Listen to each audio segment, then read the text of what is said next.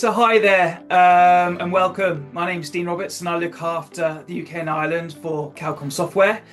Now I'm going to be running through a mini series, a few videos in order to explain what the Cybersecurity and Resilience Bill is, who it's going to affect and what you can do now in order to prepare your organisation. Now, my goal is quite simple. It's really to help you understand what this new legislation means in practical terms and how you can stay ahead of it.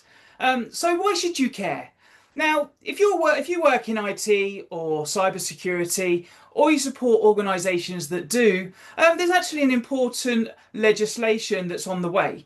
And it's called the UK Cybersecurity and Resilience Bill, or the CSRB for short. And it's said to become the biggest changes to the UK cyber regulation in recent years, in the past decade. Now, at first you might think, oh gosh, here comes another compliance framework. And yes, of course, there's going to be a few additional requirements. But this bill isn't just about compliance. It's about making organisations more resilient against today's modern cyber threats. Now, why is this happening? Now, the UK's current cyber legislation is based on the Network and Information Systems Regulations, NIS, and this was introduced back in 2018. And of course, since then, we've seen the threat landscape change significantly. We've seen major ransomware attacks. We've seen supply chain compromises. Of course, this is huge, and we see it in the news pretty much every week. And organisations that look compliant on paper, but just aren't prepared for real-world attacks. So the government have recognised that existing regulations are no longer enough, and the Cybersecurity Resilience Bill is designed to modernise these rules and strengthen the cyber resilience for UK's critical organisations and their supply chains.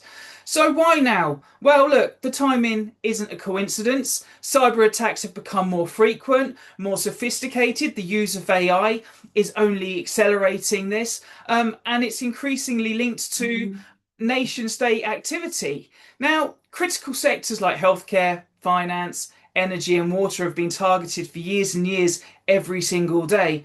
And the government is responding to these risks with stronger legislation. Now, the organisations that get onto this and start preparing early are going to be in a much stronger position when they actually go live with this. So who should be paying attention? Well, many people, many organisations still think that this only applies to banks, it only applies to healthcare. But the reality is it goes way beyond, way further than that. You know, it's also going to now include technology providers, managed service providers, software vendors, and those with much further critical supply chains. So even if you're not directly impacted or regulated right now, your customers may soon expect you to meet these higher security standards. So what's coming next? Look, throughout this mini series that I'm going to be running, uploading frequent videos, we're going to break down everything into simple, practical lessons. So we're going to cover off who the bill applies to, the key requirements, what organisations need to do in order to be prepared, and how you can start that today. I suppose the main question that everybody's asking is, does this apply to me? Anyway, I'll see you on the next video. Take care.